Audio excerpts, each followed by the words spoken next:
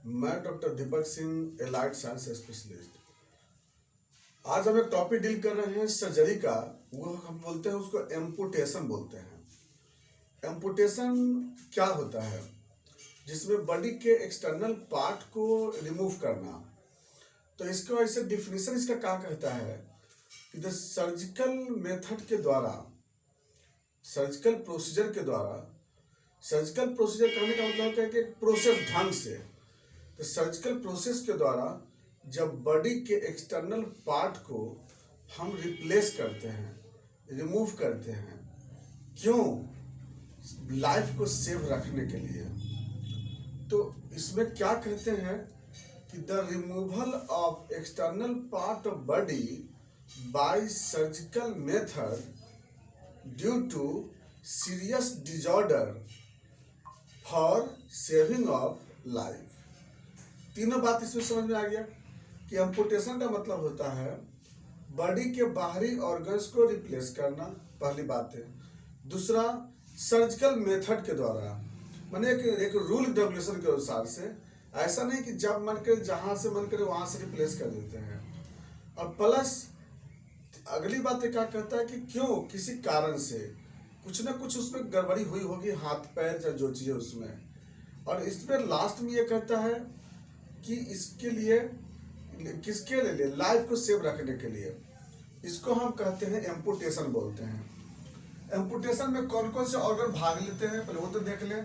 तो एम्पुटेशन में जो बॉडी का जो एक्सटर्नल बॉडी पार्ट है वो भाग लेता है। जैसे उसमें लोग हटाते किसको है? तो आई बॉल को, इसके बाद आई लीड को, है ना, इसके बाद नोज, उसके बाद लीप, टीथ। टीथ में जैसे विजडम टीथ कॉमन होता है, बाकी तो किसी को भी हटा सकते हैं। इसके बाद टंग, टंग, उसका मैंडिबल, मैंडिबल, इसके बाद फिर पिन्ना, पिन्ना, इसके बाद स्क्रोटम, पेनिस, फीमेल में लेबिया, लेबिया, इसके बाद लेबिया, इसके बाद क्लाइटोरिस, ब्रेस्ट, ब्रेस्ट, ब्रेस्ट भी आता है एम्पुटेशन, ब्रेस्ट भी लेते हैं।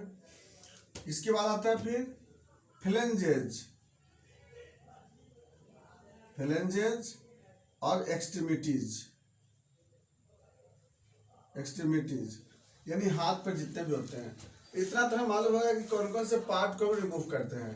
यानी सारे पार्ट बॉडी के, एक्सटर्नल बॉडी के पार्ट हो गए, जैसे eyelid, eyeball, nose, lip, tongue, teeth, pinna, breast, penis, scrotum, फिर फीमेल में लेबिया, है ना, उसके बाद क्लाइटोरिस, उसका फ्लेंजेज, हैंड, ये सब सारे पार्ट को किसी मेडिकली कारण से रिमूव करने की जरूरत पड़ जाती है।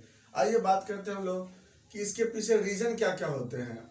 तो सबसे पहला रीजन होता है कि अगर बाय द वे कहीं भी अगर कहीं पे गैस गैंग्रीन हो गया हो या गैंग्रीन बन गया हो, तो गैंग्रीन होने पर अगर बाय द वे रिप्लेस नहीं करेंगे तो हमारे बॉडी में गैंग्रीन का टॉक्सिन फैल जाएगी, है ना।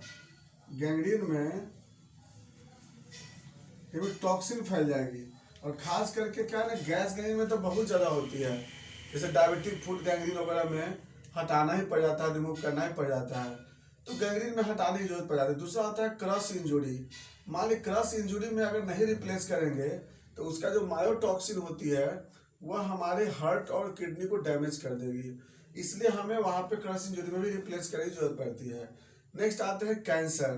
कैंसर के केस में अगर बाय द वे रिप्लेस नहीं करते हैं तो हम जानते हैं कि कैंसर रह गया कहीं पे तो बॉडी में अबनॉर्मल ग्रोथ करेगा, इमेच्योर ग्रोथ करेगा और हमारे बॉडी के लेवल को डाउन करेगी। उसका मेटास्टेटिक अगर हो गया तो हमारे पास समझ गए ना कि बॉडी में दूसरे ऑर्गन पे फैल जाएगी, तो फिर जितना मुश्किल हो जाएगी। तो कैंसर में इसको किया जाता है। नेक्स्ट आता है फिर हेमरेज। हो सकता है कि बहुत ज़्यादा इंटेंस कोई कैपिलरी डैमेज कर गया हो, ब्लड वेसल्स, तो वहाँ पर हम लोग हेमरेज के केस में फिर हमको क्या करना होगा, वहाँ भी एम्पुटेशन करना पड़ जाता है। नेक्स्ट आते हैं इन्फेक्शन। अगर इन्फेक्शन अगर बाय द वे हो गया हो किसी कारण से, जैसे सेप्टिक कंडीशन डेवलप कर गया है, तो वहाँ भी हमें रिप्लेस करने की जरूरत पड़ जाती है। नेक्स्ट आते हैं लेप्रोसी। लेप्रोसी के केस में जो होता है, जैसे खास के पैर में, फिंगर में, हैंड में वहाँ डेवलप हो जाती है, तो वहाँ भी वो लोग क्या करते हैं, उसको लेप्रोसी के केस में उसको रिमूव कर देते हैं। नेक्स्ट आते हैं टिटनस। टिटनस में क्या होता है कि अगर जल्द से जल्द अगर रिप्लेस नहीं करेंगे तो पूरे बॉडी में वो टिटनस फैल सकता है। हाँ, या कोशिश तो पहले करते हैं कि मेडिकली उसको ट्रीटमेंट कर लें, लेकिन उसके बाद में उसको फिर हटाने की जरूरत पड़ सकती है। फिर इसके बाद और सीवियर इन्फेक्शन हो गए, सीवियर पस फॉर्मेशन हो गया, तो ये सब कुछ ऐसे होते हैं जिस कंडीशन में इस ऑर्गन्स को, बॉडी के पार्ट को रिमूव करना पड़ता है। अब आते हैं बात इसमें कि मेथड क्या क्या होता है। इसमें मेथड जो होता है ऑर्गन के अनुसार से, इसमें हम या तो बॉडी को जो पार्ट है उसको कंप्लीट रिमूव करते हैं, नहीं तो पार्शियल रिमूव करते हैं। तो दो वेराइटीज का होता है, या तो पार्शियल या कंप्लीट होता है। अब हम लोग दूसरा जो वेराइटीज होते हैं अकॉर्डिंग टू इन्वॉल्वमेंट के अनुसार से, कि हम लोग कैसे कैसे हम लोग इसको हटा सकते हैं। जैसे एक्सट्रीमिटीज में कुछ टाइप होता है, जैसे मान ली सपोज दैट ये बोन है ना, ह्यूमरस बोन हो गया यहाँ पर बात बता रहे हैं। जैसे मान ली यहाँ पर फिर पार्ट हो गया, पर रेडियस अल्ना बोन हो गया, फिर यहाँ पर रिस्ट ज्वाइंट हो गया, यहाँ पर कार्पल बोन है यहाँ पे, और फिर यहाँ पर फेलेंजेज हो गए यहाँ पे। तो इसका तरीका क्या क्या होता है, नाम क्या होता है इसका। जैसे एक होता है फ्लेंजेस, कंप्लीट फ्लेंजेस, एक होता है रिस्ट डिसआर्टिकुलेट एम्पुटेशन, रिस्ट डिसआर्टिकुलेट एम्पुटेशन।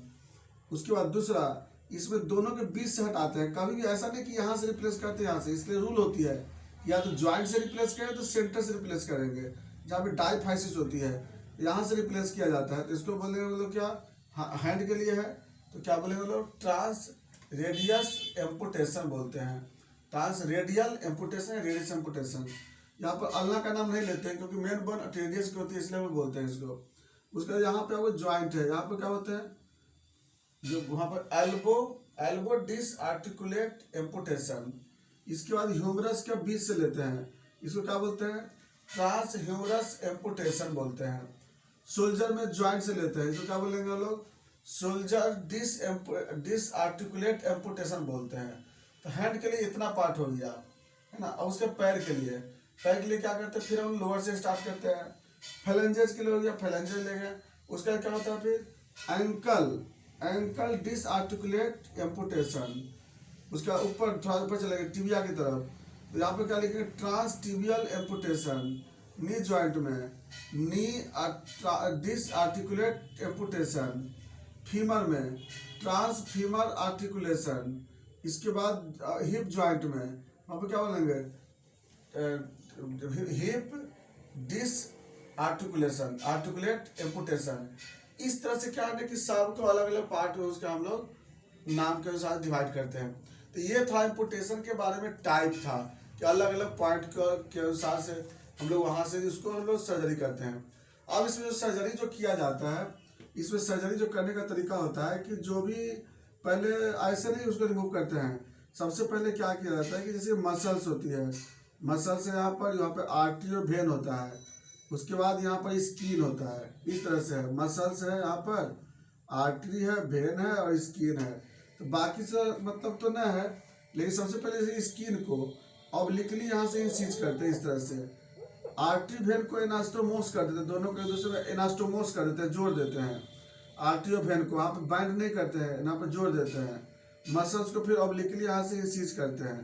तो इस तरह से करने के बाद दोनों तरफ से ऐसे ऑब्लिकली इंसीज करते हैं। ऑब्लिक इंसीज करने के बाद क्या करते हैं, बीच से बोन को कट कर देते हैं। अब इससे क्या होता है कि इतना पार्ट जो है पूरा का पूरा क्या होता है, रिप्लेस कर दिया अनट्रेक चीज को।